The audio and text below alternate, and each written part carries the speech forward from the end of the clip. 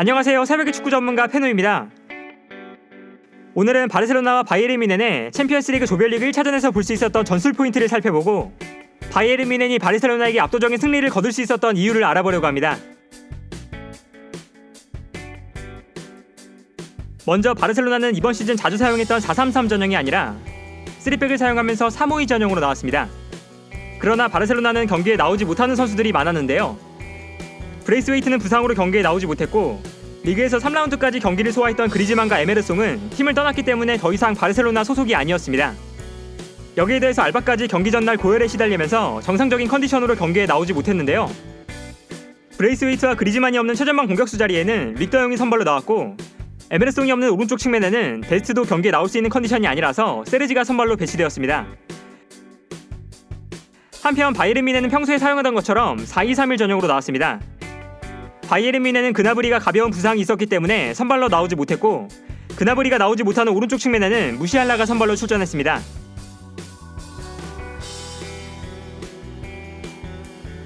두 팀의 경기에서 가장 중요했던 전술 포인트는 바이에른 뮌헨이 굉장히 공격적인 압박을 펼쳤다는 것입니다. 기본적으로 바르셀로나가 볼을 전개할 때 바이에른 뮌헨은 1대1로 강하게 붙어줬는데요. 사네와 무시알라가 중앙으로 들어오면서 바르셀로나의 3백을 압박했고 좌우 측면 풀백들이 높게 올라오면서 바르셀로나의 윙백을 마크했습니다. 무엇보다 밀러, 고레츠카, 키미히로 이어지는 정삼각형의 미드필더 라인이 부스케츠, 페드리, 더용으로 이어지는 바르셀로나의 역삼각형의 미드필더 라인과 정확하게 대칭이 되는 형태라서 1대1로 압박하기 좋은 형태였는데요. 경기를 보면 이러한 특징을 확인할 수 있습니다. 사네와 무시알라가 중앙으로 들어와서 레반도프스키와 함께 바르셀로나의 3백을 압박하고 중원에서는 3명의 미드필더가 바르셀로나의 중원을 1대1로 압박하는 장면을 볼 수 있는데요. 여기서 중요했던 것은 바이에른 뮌헨이 1대1로 압박할 때 바르셀로나가 압박을 풀어내는 데 실패했다는 것입니다. 특히 두 팀의 기동력에 큰 차이가 있었는데 압박을 받고 있는 바르셀로나 선수들이 활발한 움직임을 가져가지 못하면서 바이에른 뮌헨의 적극적인 마크를 떨쳐내지 못했습니다. 따라서 바르셀로나는 압박을 풀어내기 위한 돌파구를 찾아야 했는데 가장 주요했던 방법은 데파이가 중원까지 내려와서 볼을 받아주는 것이었습니다. 중앙 미드필더들이 1대1로 압박을 받는 상황에서 데파이가 볼을 받으러 내려오고 순간적으로 패스 루트를 확보하는 것인데요. 실제로 경기를 보면 바르셀로나의 중원이 1대1로 압박당하고 있는 상황인데 데파이가 순간적으로 내려와서 바르셀로나가 중앙의 수적으로 우위를 가져가는 것을 볼 수 있었고 바르셀로나는 데파이를 활용해서 볼을 전개할 수 있었습니다. 그러나 문제는 데파이가 볼을 받아주면서 바이에른 뮌헨의 압박을 풀어줬을 때 바르셀로나는 전방으로 빠르게 달려나가는 선수가 부족했다는 것입니다. 바이에른 뮌헨이 강한 압박을 위해서 수비 라인을 높은 지역까지 올렸기 때문에 수비 뒷공간이 크게 발생하는 장면이 많았는데요. 이때 바르셀로나는 전방으로 뛰어나갈 수 있는 선수가 릭더용, 세르지, 알바가 있었습니다.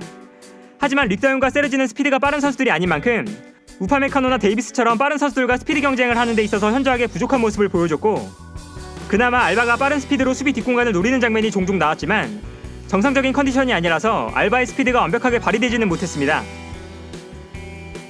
실제로 경기를 봐도 기본적으로 바이에른 뮌헨의 수비 라인이 굉장히 높기 때문에 수비 뒷공간이 넓게 펼쳐져 있었고 바르셀로나는 알바의 스피드를 활용해서 수비 뒷공간을 공략하는 장면이 종종 나왔습니다. 그러나 반대편 측면에서는 넓은 공간이 발생해도 세르지가 데이비스와 스피드 경쟁에서 크게 뒤처지는 만큼 세르지가 전방으로 달려나가지 못할 때가 많았는데요. 결과적으로 기록을 봐도 바르셀로나는 공격 방향이 알바가 있는 왼쪽으로 크게 쏠려 있었습니다. 그러나 알바 또한 좋은 컨디션이 아니라서 평소보다 좋은 공격력을 보여주지 못했다는 것이 아쉬웠는데요.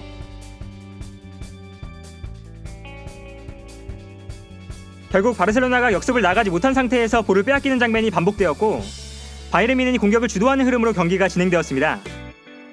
그리고 이때 바이에른 뮌헨은 공격이 시작될 때 고레츠카가 공격적으로 올라가고 사네가 중앙으로 들어오면서 중앙에 굉장히 많은 공격 숫자를 배치한다는 것이 특징이었습니다.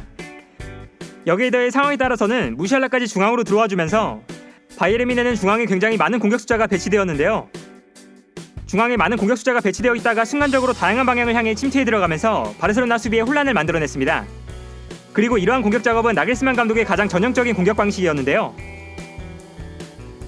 경기를 봐도 레반도프스키, 고레츠카, 밀러, 사네, 무시알라까지 많은 선수들이 중앙에서 플레이하는 장면을 볼 수 있었습니다. 그리고 패스가 투입될 때 선수들이 공간을 향해 침투해 들어가는 모습이 나왔는데요. 선수들이 중앙에 모여있다가 끊임없이 공간으로 침투해 들어갔기 때문에 바르셀로나의 수비진은 바이에른 뮌헨 공격수들의 움직임을 따라가는 데 많은 어려움을 겪었습니다. 그리고 여기서 바이에른 뮌헨이 공격을 전개할 때 바르셀로나 수비의 가장 큰 문제는 중앙 미드필더들의 수비력이었습니다. 부스케츠의 기동력도 큰 문제였고 부스케츠, 더용, 페드리로 이어지는 중원 라인의 수비 조직력도 부족해 보였습니다. 먼저 바이에른 뮌헨의 공격수들이 전방으로 수비수를 끌고 움직이면 자연스럽게 수비와 미드필더 라인 사이에 공간이 발생하는데 이때 부스케츠가 수비로 복귀하는 움직임이 느렸고 결과적으로 중앙에 공간이 발생하는 장면이 자주 나왔습니다. 특히 바르셀로나는 공격 상황에서 더용이나 페드리가 공격적으로 올라가면 부스케츠가 한 칸 올라와서 플레이하게 되는데 이때 중앙에 공간이 발생했는데요. 예를 들면 페드리가 공격적으로 올라가 있을 때 부스케츠가 좀 더 높이 올라가서 플레이하고 있는데 이때 중원에 공간이 발생하면서 바이에른 뮌헨에게 공간을 허용하는 장면이 나타나게 됩니다. 그리고 부스케츠가 높은 지역에 올라갔을 때 수비로 복귀하지 못하면서 수비라인 앞에 공간이 발생하는 장면이 자주 나오는데요. 바이에른 뮌헨의 두 번째 득점 장면에서도 이러한 문제가 나타났습니다. 이 장면을 보면 부스케츠가 키미히를 압박하기 위해 전진하고 있는 상황인데요. 그 다음 장면을 보면 앞으로 전진해 있던 부스케츠가 후방으로 복귀하지 못하면서 바르셀로나의 수비 앞에 큰 공간이 발생했고 여기서 무시엘라가 여유롭게 슈팅을 기록할 수 있었습니다.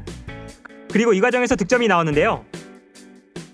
또한 바르셀로나는 사실상 수비하는 상황에서 5-3-2 전형이 되기 때문에 3명의 중앙 미드필더들이 좌우 측면 공간까지 폭넓게 커버해줘야 했는데 문제는 중앙 미드필더들의 기동력과 조직력에 문제가 있었다는 것입니다. 예를 들면 미드필더들이 한쪽으로 쏠릴 때 반대편 측면에 너무나 큰 공간이 발생했는데 이때 공간에 대한 대처가 제대로 이루어지지 않을 때가 많았고 미드필더들이 바이에른 뮌헨 선수들의 움직임을 따라 이동할 때 발생하는 공간을 적절하게 커버하지 못하면서 공간을 내줄 때도 많았습니다. 경기를 보면 바르셀로나의 미드필더들이 한쪽에 쏠려 있을 때 순간적으로 반대편에 공간이 발생하면서 사네가 여유롭게 볼을 받을 수 있었습니다. 바이에른 뮌헨의 첫 번째 득점 장면에서도 이러한 특징을 확인할 수 있습니다.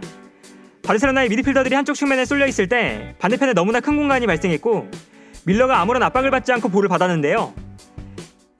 여기서 밀러가 시도한 슈팅이 수비수를 맞고 득점이 만들어졌습니다. 결국 바르셀로나는 중원에 발생했던 공간이 계속해서 문제가 되었는데요. 한편 바이에른 뮌헨이 바르셀로나의 중원을 압박했던 것처럼 바르셀로나 또한 바이에른 뮌헨의 중원과 1대1로 대응되는 상황이었기 때문에 바이에른 뮌헨이 빌드업을 시작할 때 중원을 강하게 압박하는 모습을 보여줬습니다. 그리고 이때 바이에른 뮌헨은 사네를 활용해서 압박을 풀어나오는 장면이 많았는데요. 사네가 중앙으로 내려오면서 중원 숫자를 늘려주고 볼을 받아서 전방으로 끌고 올라갈 때가 많았습니다. 경기를 봐도 바르셀로나가 바이에른 뮌헨을 중원에서 1대1로 압박하고 있을 때 사네가 내려와서 볼을 받아주는 장면이 자주 나왔는데요. 그리고 사네가 내려와서 볼을 받을 때 재미있었던 것은 사네를 마크하고 있었던 아라우오가 굉장히 애매한 상황에 놓였다는 것입니다.